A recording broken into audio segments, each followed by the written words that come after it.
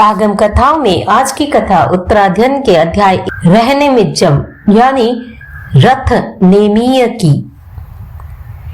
इस अध्ययन में अंधक कुल के नेता समुद्र विजय के पुत्र रथनेमी का वृत्तांत है। सौरियपुर नाम का नगर था। वहां वृष्णि कुल के वसुदेव राज्य करते थे। उनके दो रानियां थी, रोहिणी और देवकी। रोहिणी के एक पुत्र था, उसका नाम बलराम था और देवकी के पुत्र का नाम केशव था।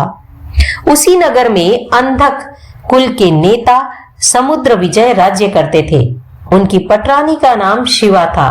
उनके 4 पुत्र थे, अरिष्टनेमी, रथनेमी, सत्यनेमी और दृढ़नेमी।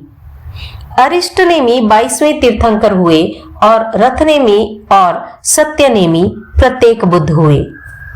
उस समय सौरियपुर में द्वैध राज्य था। अंधक और वृषण ये 2 राजनैतिक बल वहां का शासन चलाते थे। वसुदेव व्रणियों के नेता थे और समुद्र विजय अंधकों के। इस प्रकार की राज्य प्रणाली को विरुद्ध राज्य कहा जाता था। कार्तिक कृष्णा द्वादशी को अरिष्टनेमी का जीव शिवा रानी के गर्भ में आया। माता ने 14 स्वप्न देखे। श्रावण शुक्ला पंचमी को रानी ने पुत्र रत्न को जन्म दिया। स्वप्न में रिष्ट रत्नमय नेमी देखे जाने के कारण पुत्र का नाम अरिष्टनेमी रखा। वे 8 वर्ष के हुए। कृष्ण ने कंस का वध कर डाला। महाराज जरासंध यादवों पर कुपित हो गया। मरने के भय से सभी यादव पश्चिमी समुद्र तट पर चले गए। वहां द्वारवती नगरी में सुख से रहने लगे। कुछ समय के बाद बलराम और कृष्ण ने जरासंध को मार डाला और वे राजा बन गए। अरिष्टनेमी युवा बने। वे इंद्रिय विषयों में परागमुख रहने लगे।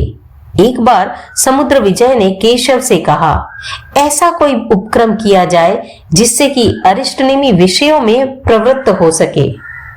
केशव ने रुक्मणी, सत्यभामा आदि को इस ओर प्रयत्न करने के लिए कहा। अनेक प्रयत्न किए गए। अनेक प्रलोभनों से उन्हें विचलित करने का प्रयास किया गया, पर वे अपने लक्ष्य पर स्थिर रहे। एक बार केशव ने कहा, कुमार, ऋषभ आदि अनेक तीर्थंकर भी गृहस्थाश्रम के भोगों को भोग कर पश्चिम वय में दीक्षित हुए थे। उन्होंने भी मोक्ष प्राप्त कर लिया। यह परमार्थ है।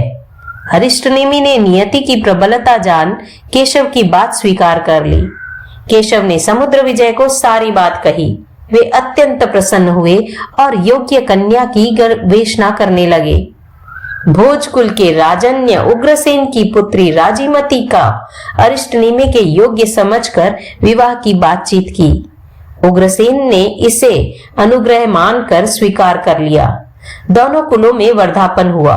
विवाह से पूर्व समस्त कार्य संपन्न हुए। विवाह का दिन आया। राजीमती अलंकृत हुई, सजी। कुमार भी सजे और हाथी पर आरूढ़ हुए। सभी दसार एकत्रित हुए। बाजे बजने लगे। मंगल दीप जलाए गए।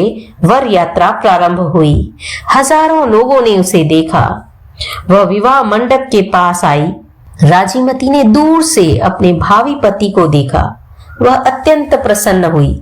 उसी समय अरिष्टनेमी के कानों में करुण शब्द पड़े। उन्होंने सारथी से पूछा, यह शब्द क्या है? सारथी ने कहा, देव, यह करुणा शब्द पशुओं का है। वे आपके विवाह में सम्मिलित होने वाले व्यक्तियों के लिए भोज्य बनेंगे। मरण भय से वे आक्रांदन कर रहे हैं। अरिष्टनेमी ने कहा, यह कैसा आनंद, जहां हजारों मूक और दीन पशुओं का वध किया जाता है। ऐसे विवाह से क्या जो संसार के परिभ्रमण का हेतु बनता है। हाथी को अपने निवास की ओर मोड़ दिया। अरिष्टनेमी को मुड़ते देख राजीमती मूर्छित हो भूमि पर गिर पड़ी। स्वजनों ने ठंडा जल छिड़का, पंखा झला, मूर्छा दूर हुई। चैतन्य प्राप्त कर वह विलाप करने लगी, रोने लगी। अरिष्टनेमी ने अपने माता पिता के पास जाकर प्रवज्या यानी दीक्षा के लिए आज्ञा मांगी। वे 300 वर्ष तक अगारवास में रह श्रावण शुक्ला पंचमी को सहस्त्र वन उद्यान में बेले की तपस्या के साथ दीक्षित हो गए। अब रथनेमी राजीमती के पास आने जाने लगे। उन्होंने कहा, देवी विषाद मत करो, दुख मत करो। अरिष्टनेमी वीतराग है, वे विषयानुबंध नहीं करते। तुम मुझे स्वीकार करो, मैं जीवन भर तुम्हारी आज्ञा मानूंगा। भगवती राजीमती का मन काम भोगों से निर्विण्ण हो चुका था। उसे रथनेमी की प्रार्थना अयुक्त लगी। एक बार उसने मधुघृत संयुक्त पेय पिया और जब रथनेमी आए तब मदन फल खा उल्टी की और रथनेमी से कहा, इस पेय को पिए। उसने कहा, वमन किए गए को मैं कैसे पीऊं? राजीमती ने कहा, क्या तुम यह जानते हो?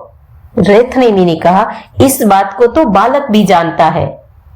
राजीमती ने कहा, यदि यह बात है तो मैं भी अरिष्टनेमी द्वारा वांत हूं, मुझे क्यों ग्रहण करना चाहते हो? धिक्कार है तुम्हें जो वमी हुई उल्टी की हुई वस्तु को पीने की इच्छा रखते हो। तुमसे तो तुम्हारा मरना श्रेयस्कर है। इसके बाद राजीमती ने धर्म कहा। रथनेमी जागृत हुए और आसक्ति से उपरत हुए। राजीमती दीक्षित हो अनेक प्रकार के तप और उपधानों को करने लगी। भगवान अरिष्टनेमी केवली हुए। देवों ने केवली महोत्सव किया। रथनेमी प्रवजित हुए। राजीमती भी अनेक राजकन्याओं के साथ प्रवर्जित हुई। एक बार भगवान अरिष्टनेमी रैवतक पर्वत पर संवृत थे। साध्वी राजीमती अनेक साध्वियों के साथ वंदना करने गई। अचानक ही वर्षा आरंभ हो गई। साथ वाली सभी साध्वियां इधर उधर गुफाओं में चली गई। राजीमती भी एक गुफा में गई। उसी गुफा में मुनि रथनेमी पहले से ही बैठे हुए थे। राजीमती को यह मालूम नहीं था। गुफा में अंधकार था। उसने अपने कपड़े सूखने के लिए फैलाए। नग्न अवस्था में उसे देख रथनेमी का मन विचलित हो गया। अचानक ही राजीमती ने रथनेमी को देख लिया और शीघ्र ही अपनी बाहों को अपने आप को ढकती हुई वह वहीं बैठ गई। रथनेमी ने कहा, मैं तेरे में अत्यंत अनुरक्त हूं। तेरे बिना मैं शरीर धारण नहीं कर सकता। तू मुझे स्वीकार कर। अवस्था आने पर हम दोनों संयम मार्ग को स्वीकार कर लेंगे। राजीमती ने विषयों के दारुण विपाक, जीवन की अस्थिरता और व्रत भंग के फल का निरूपण किया। उसे धर्म कहा। वह संबुद्ध हुआ। राजीमती का अभिनंदन कर वह अपने मांडलिक साधुओं में चला गया। राजीमती भी आरिका के पास चली गई। प्रत्येक बुध रथनेमी 400 वर्षों तक गृहस्थवास में रहे। 1 वर्ष तक छद्मस्त अवस्था में और 500 वर्ष तक केवली पर्याय में रहे। संयम को विशुद्ध पालते हुए दोनों रथनेमी और राजीमती शुद्ध बुद्ध और मुक्त हुए। राजीमती का जीवन काल भी रथनेमी जितना ही रहा।